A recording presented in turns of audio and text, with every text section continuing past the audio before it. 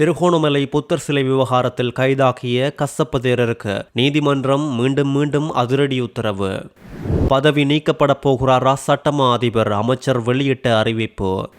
கல்வி மறுசீரமைப்புக்கு நாங்கள் எதிர்ப்பில்லை, ஆபாச இணைப்புக்குத்தான் எதிர்ப்பு. சற்று முன் சபையில் சஜித் பிரேமதாச அதிரடி. மணப்பெண்ணை சுவிசுக்கு அனுப்பிவிட்டு திருமணத்தை நடத்த முயற்சிக்கின்றீர்கள், பிரதமர் ஹரணியை இங்கே கொண்டு வாருங்கள். முஜிபுர் ரஹ்மான் ஆவேசம். 800 மில்லியன் ரூபாய் நிதி மோசடி. முன்னாள் அமைச்சர் அர்ஜுன ரணதுங்க மற்றும் தம்மிக்க ரணதுங்கவுக்கு எதிராக மேல் நீதிமன்றத்தில் குற்றப்பத்திரிகை. ஈழத்தின் பிரபலமான முருகண்டி பிள்ளையார் கோவில் தொடர்பில் முறைப்பாடு. யாழ்ப்பாணம் ஆழியவளையில் மீட்கப்பட்ட கைக்குண்டால் பரபரப்பு. ஹேட்டனில் நகைக்கடையில் நகை வாங்குவது போல் நடித்து தங்க நகையை திருடி ஓடிய சம்பவம், வெளியான சிசிடிவி காணொளி. இலங்கை தமிழரசு கட்சியின் பாராளுமன்ற உறுப்பினர் எஸ் ஸ்ரீதரன் அரசியலமைப்பு பேரவையில் இருந்து உடனடியாக விலக வேண்டும் என்று பாராளுமன்ற உறுப்பினர் தயாஸ்ரீ ஜெயசேகர கடுமையாக சாடியுள்ளார். இன்று இடம்பெற்ற சபை அமர்வில் தயாஸ்ரீ ஜெயசேகர இந்த விடயத்தை குறிப்பிட்டுள்ளார். சிறுபான்மை கட்சி சார்பாக பாராளுமன்ற உறுப்பினர் எஸ் ஸ்ரீதரன் அரசியலமைப்பு பேரவையில் அங்கம் வகிக்கின்றார். ஆனாலும் அரசாங்கத்தின் அனைத்து தீர்மானங்களுக்கும் அரசியலமைப்பு பேரவையில் அவர் கைகளை தூக்கி தனது ஆதரவை வழங்கி வருகின்றார். அத்தோடு தவறான நபர்களை பதவியில் நியமிப்பதற்கும் தமது ஆதரவை வழங்கியுள்ளார். தற்போது லஞ்சம் மற்றும் ஊழல் விசாரணை ஆணைக்குழுவின் பணிப்பாளர் நாயகத்தை நியமிப்பதற்கான வாக்கெடுப்பின் போது ஸ்ரீதரன் ஆதரவு தெரிவிக்கின்றார். சூரிய மின்சக்தி வேலை திட்டத்திற்கான காணி ஒதுக்கீடு விடயத்தோடு தொடர்புபடுத்தி இடம்பெற்றதாக கூறப்படும் நிதி மோசடி குறித்து தற்போது ஸ்ரீதரன் சாரங்கனுக்கு எதிராக லஞ்சம் மற்றும் ஊழல் ஆணைக்குழுவில் முறைப்பாடு ஒன்றும் முன்வைக்கப்பட்டுள்ள நிலையில் பல குற்றச்சாட்டுக்களை முன்வைத்து இலங்கை தமிழரசு கட்சி கூட அவரை அரசியலமைப்பு பேரவையில் இருந்து விலகுமாறு அறிவுறுத்தியுள்ளது. எதிர்க்கட்சிகளின் கோரிக்கைகளின் அடிப்படையில் அந்த பேரவைக்கு நியமிக்கப்பட்ட அவர் அரசாங்கத்தின் தீர்மானங்கள் அனைத்துக்கும் ஆதரவளிக்கின்றார். அது மாத்திரமல்லாது அவருக்கு எதிராக பல குற்றச்சாட்டுகளும் உள்ளது. கணக்காய்வாளர் நியமனம், இழப்பீட்டு அலுவலகங்களுக்கான நியமனத்தில் இராணுவ பின்புலம் கொண்ட இருவரது நியமனத்திற்கு ஆதரவளித்தமை உள்ளிட்ட பல குற்றச்சாட்டுகள் இவர் மீது இருக்கின்றது. வடக்கு மக்களின் வாக்கில் பாராளுமன்றம் வந்த எஸ் ஸ்ரீதரன் அவர்களுக்கு எதிராக செயற்படுவதாகவும் பாராளுமன்ற உறுப்பினர் தயாஸ்ரீ ஜெயசேகர கடுமையாக சாடியுள்ளார். திருகோணமலையில் புத்தர் சிலை விவகாரத்தோடு தொடர்புடைய பலாங்குடை கசப்ப தேரர் உள்ளிட்ட பிக்குமார்களை விளக்கமறியலில் வைக்க திருகோணமலை நீதவான் நீதிமன்றம் கடந்த 19ஆம் தேதி பிறப்பித்த உத்தரவின் எழுத்துப்பூர்வ நகல் மற்றும் ஒளிப்பதிவுகளை உடனடியாக நீதிமன்றத்தில் சமர்ப்பிக்குமாறு மேன்முறையீட்டு நீதிமன்றம் இன்று உத்தரவிட்டுள்ளது. கசப்ப தேரர் உள்ளிட்ட பிக்குமாரின் விளக்கமறியலுக்கு எதிராக தாக்கல் செய்த ரிட் மனு இன்று விசாரணைக்கு எடுத்துக் கொள்ளப்பட்ட நேரம் மேன்முறையீட்டு நீதிமன்றம் இந்த உத்தரவை பிறப்பித்துள்ளது. அண்மையில் திருகோணமலை புத்தர் சிலை விவகாரம் தொடர்பான வழக்கில் கசப்ப தேரர் உட்பட 4 பௌத்த பிக்குகளுக்கு விளக்கமறியல் நீடிக்கப்பட்டுள்ளதும் குறிப்பிடத்தக்கது. இந்த நிலையில் பிக்குமார்களை சிறையில் அடைத்த அரசாங்கம் மீண்டும் அந்த இடத்தில் சிலையை கொண்டு வந்த போலீஸ் அதிகாரிகளை ஏன் கைது செய்யவில்லை என்றும் அரசாங்கத்தை எதிர்க்கட்சியினர் குற்றம் சாட்டி வருவதும் குறிப்பிடத்தக்கது. திருமண பந்தலை போட்டுவிட்டு மணப்பெண்ணை சுவிட்சர்லாந்துக்கு அனுப்பிவிட்டு திருமணத்தை நடத்த முயற்சி செய்கிறீர்கள். அவரை அழைத்து வந்தால் தான் நேருக்கு நேர் கேள்விகளை கேட்டு திருமணத்தை நடத்தலாம் என பாராளுமன்ற உறுப்பினர் முஜிபுர் ரஹ்மான் இன்று பாராளுமன்றத்தில் இடம்பெற்ற விவாதத்தில் தெரிவித்துள்ளார். தற்போது கல்வி மறுசீரமைப்பு தொடர்பில் பலவாறான சர்ச்சைகள் ஏற்பட்டுள்ளது.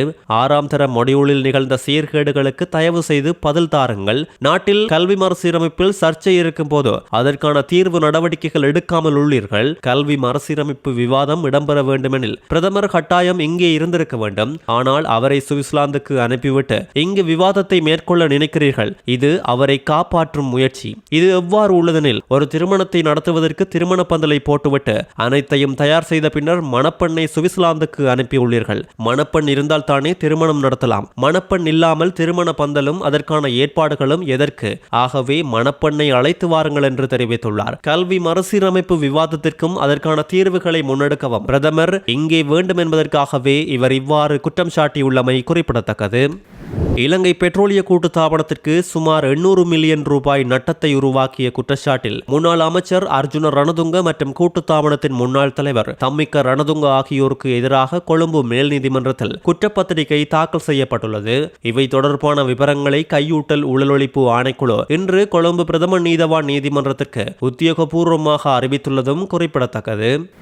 மாத்தளை நகரின் சங்கமித்த பிரதேசத்தில் உயர் என்ஜின் கொள்ளளவு கொண்ட மோட்டார் சைக்கிள்களை பயன்படுத்தி பந்தயத்தில் ஈடுபட்ட 10 மோட்டார் சைக்கிள்களோடு ஓட்டி சென்ற சாரதிகளையும் மாத்தளை போலீசார் கைது செய்துள்ளனர். குறித்த மோட்டார் சைக்கிள்களில் போலியான இலக்கத்தகடுகளை பயன்படுத்தி ஓட்டி செல்லப்பட்ட மோட்டார் சைக்கிள் ஒன்றும் அடங்குவதாக போலீசார் தெரிவித்துள்ளதோடு கைது செய்யப்பட்டவர்கள் 18 முதல் 23 வயதுக்கு இடைப்பட்ட இளைஞர்கள் என்பதும் குறிப்பிடத்தக்கது. அத்தோடு சாரதி அனுமதி பத்திரம் இல்லாமல் ஐஸ் போதைப் பொருளை பயன்படுத்தியவாறு கொழும்பு மாத்தளை பேருந்து ஒன்றினை செலுத்திய சாரதியொருவரும் கைது செய்யப்பட்டுள்ளதாக மாத்தளை போலீசார் தெரிவித்துள்ளனர். பாலின வேறுபாடுகளுக்கு அப்பால் பெண்களுக்கு வேலை பார்க்கும் வாய்ப்பு வழங்கப்பட வேண்டும் என சுவிட்சர்லாந்தில் பிரதமர் ஹரணி அமரசூரிய தெரிவித்துள்ளார். சுவிட்சர்லாந்தின் டெவோஸ் குளோஸ்டஸ் நகரில் நடைபெறும் 56வது உலக பொருளாதார மன்றத்தின் வருடாந்த மாநாட்டின் பெண்களுக்கான அமர்வில் கலந்த நேரம் இவர் இதனை தெரிவித்துள்ளார். போர் மற்றும் திட்டமிடப்பட்ட அசாதாரணங்கள், காலனித்துவ பொருளாதார கோட்பாடுகளால் பெண்கள் அதிகம் பாதிக்கப்பட்டிருக்கிறார்கள். குடும்பம் மற்றும் வாழ்க்கை முன்னேற்றம் முக்கியமான பிரச்சனைகளுக்கு தீர்வை பெற்றுக் கொடுக்க தலைமைத்துவம் வகிக்கின்றனர். அது மாத்திரமில்லாது நெருக்கடியான சந்தர்ப்பங்களில் வலுவாக ஒன்றிணைந்து முகம் கொடுக்கின்றார்கள். அரசியல் நோக்கத்தில் தீர்மானம் எடுக்கும் போது பெண்களை புறக்கணித்தல் சாதாரண விடயமாகியுள்ளது. அதற்கு காரணம் பாலின வேறுபாடு. பெண்கள் அரசியலில் தலைமை வகிக்கும் போது முன்னெடுக்கப்படும் அவதூறுகளால் சமூகத்தில் மதிப்புள்ள மற்றும் புலமையான பெண்கள் அரசியலுக்கு வர மறக்கின்றார்கள் என பிரதமர் ஹரிணி தெரிவித்துள்ளார். ஈழத்தில் வடபகுதியில் பிரபலமான முறிகண்டி பிள்ளையார் கோவிலுக்கு தினமும் ஆயிரக்கணக்கான பக்தர்கள் வந்து செல்லும் நிலையில் வீதியால் பயணிக்கும் அனைத்து வாகனமும் நின்று முறிகண்டி பிள்ளையாரை வணங்கிவிட்டு செல்வது காலம் காலமாக கடைபிடிக்கப்படும் வழமையாகும். இந்த நிலையில் முறிகண்டி ஆலய பொதுநிதியின் பங்களிப்போடு புதுக்குடியிருப்பு பிரதேச செயலகத்தில் 80 லட்சம் ரூபாய் நிதியில் பயணிகளின் வசதிக்காக ஆலயத்திற்கு அண்மையில் கழிப்பறை ஒன்று அமைக்கப்பட்டது. ஆனாலும் அங்கு முறையாக கழிவறை பராமரிக்கப்படாமல் பயணிகளுக்கு சுகாதார சீர்கேடான நிலையில் இருப்பது பலராலும் விமர்சிக்கப்பட்டு ஆலயத்தில் வசிப்பவர்கள் மீதும் விமர்சனம் முன்வைக்கப்பட்டுள்ளது. இது தொடர்பாக ஆளுநர் நாகலிங்கம் வேதநாயகன் அவர்களுக்கு சர்வதேச இந்து மத பீடத்தின் செயலாளர் கலாநிதி சிவஸ்ரீ ராமச்சந்திர குருக்கள் பாபு சர்மா தொலைபேசி மூலம் இது பற்றி முறைப்பாடு ஒன்றை தெரிவித்திருந்தார். அத்தோடு யாழ் மாவட்ட பாராளுமன்ற உறுப்பினர் ரஜீவனிடமும் தெரியப்படுத்தியுள்ளார். புதுக்குடியிருப்பு பிரதேச செயலகம் மக்களின் சுகாதாரத்தை கருத்தில் கொண்டு உடனடியாக தகுந்த நடவடிக்கையை மேற்கொள்ள வேண்டும் என முறிகண்டி பக்தர்கள் கோரிக்கை விடுத்துள்ளனர். ஹெட்டன் நகர் பகுதியில் நகைகளை வாங்க வருவது போல் வந்து கதைத்து நூதனமான முறையில் தங்க நகை கொள்ளையிட்ட சம்பவம் ஒன்று பதிவாகியுள்ளது. வாடிக்கையாளர் போன்று கடைக்குள் வந்து சந்தேக நபர் தங்க சங்கிலிகளை பார்வையிட்ட பின்னர் 2,89,000 ரூபாய் பெறுமதியான நகையொன்றினை தெரிவு செய்து அதற்கான பற்றுச்சீட்டினை எழுதி பெற்றுக் கொடுக்க நகைக்கடையில் இருந்த பெண்கள் முற்படும் போது தங்க நகையை பிடுங்கிக் கொண்டு வேகமாக ஓடியுள்ளார். இந்த சம்பவம் முழுதும் கடையில் பொருத்தப்பட்டிருந்த சிசிடிவி கேமராவில் பதிவாகியுள்ளதோடு காணொலியும் சமூக வலைதளங்களில் வெளியாகியுள்ளது. சம்பவம் தொடர்பாக ஹெட்டன் போலீஸ் நிலைய போலீஸ் அதிகாரிகள் மேலதிக விசாரணைகளை மேற்கொண்டு வருகின்றனர். யாழ்ப்பாணம் வடமராட்சி கிழக்கு ஆலியவளை பகுதியில் கைக்குண்டு ஒன்று நேற்று மீட்கப்பட்டுள்ளது. ராணுவ புலனாய்வு துறையினருக்கு கிடைத்த தகவலின் அடிப்படையில் ஆலியவளை செம்மன் வீதி அருகாமையிலுள்ள சிறிய பட்டைக்காட்டு பகுதிக்குள் இந்த கைக்குண்டு மீட்கப்பட்டுள்ளது. நுவரெலியாவில் சில இடங்களில் கடுமையான துகள் உறைபனி பொழிந்துள்ளதாக தெரிவிக்கப்பட்டுள்ளது. இன்று 3.5 பாகை செல்சியஸ் என்ற மிக குறைந்த வெப்பநிலை பதிவாகியுள்ளதாக இலங்கை வளிமண்டலவியல் திணைக்களம் அறிவித்துள்ளதோடு மாலை நேரத்தில் கடுமையான மூடுபனி நிலவி வருவதால் நுவரெலியா ஹெட்டன் பிரதான வீதி, நுவரெலியா கண்டி பிரதான வீதி மற்றும் நுவரெலியா பதுளை பிரதான வீதியில் முழுமையாக மூடிய மூடுபனியால் வாகன சாரதிகள் தங்கள் வாகனத்தை குறைந்த வேகத்தில் முன்விளக்கை எரியவிட்டு இயக்க வேண்டும் எனவும் போலீசார் சாரதிகளுக்கு அறிவுறுத்தியுள்ளனர். கடும் பனி மற்றும் குளிரால் கிராம பகுதிகளில் உள்ள மக்கள் அதிகம் பாதிக்கப்பட்டுள்ளதாகவும் தெரிவிக்கப்பட்டுள்ளது.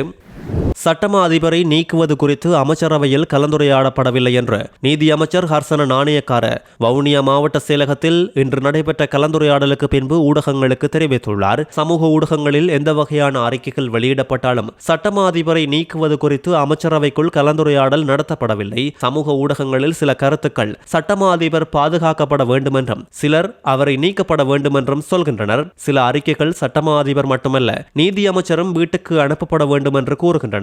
நீதி அமைச்சர் அல்லது வேறு எவருக்கும் எதிராக முறைப்பாடுகள் இருந்தால் இந்த நாட்டின் சட்டம் அனைவருக்கும் சமமாக பொருந்தும் என்றும் முறைப்பாடுகள் அளிக்கலாம் என்றும் அமைச்சர் நாணயக்கார மேலும் தெரிவித்துள்ளார்.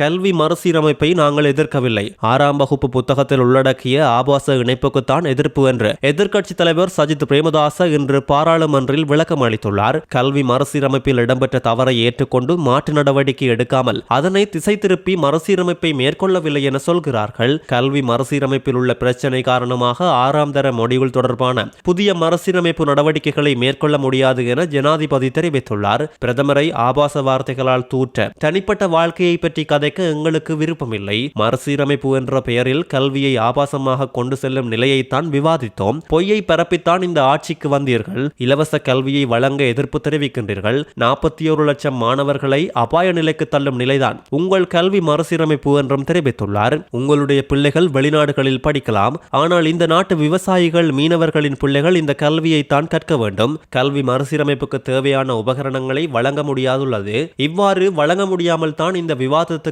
வாருங்கள் என்று குறிப்பிடுகின்றார்கள். இதனால் இலவச கல்வியை பெற்றுக்கொள்ளும் 41 லட்சம் பிள்ளைகள் கவலையில் உள்ளனர். கல்வி நிலைமையை அடிப்படை உரிமையாக மாற்ற கல்வி மறுசீரமைப்புக்கான கொள்கைக்கு இணங்குங்கள். நவீனமயமாக்கலுக்கு உலகம் செய்கின்ற வகையில் முன்னோக்கி நகரும் வகையில் உலகத்தின் கல்வித்துறையில் மிகச்சிறந்த நாடாக எமது நாடு இலங்கை என்று மாற்றுவதற்கு உடன்பட வேண்டும் என்றும் சஜித் பிரேமதாச தெரிவித்துள்ளார்.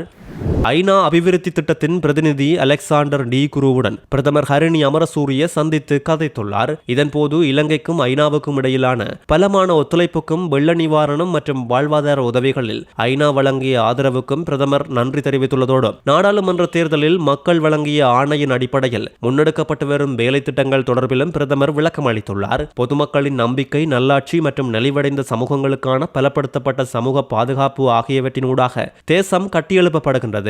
மக்களின் எதிர்பார்ப்புகளை நிறைவேற்றுவதில் எமது அரசு கவனம் செலுத்தி வருகின்றது என்றும் ஐநா பிரதிநிதியிடம் பிரதமர் குறிப்பிட்டுள்ளார்.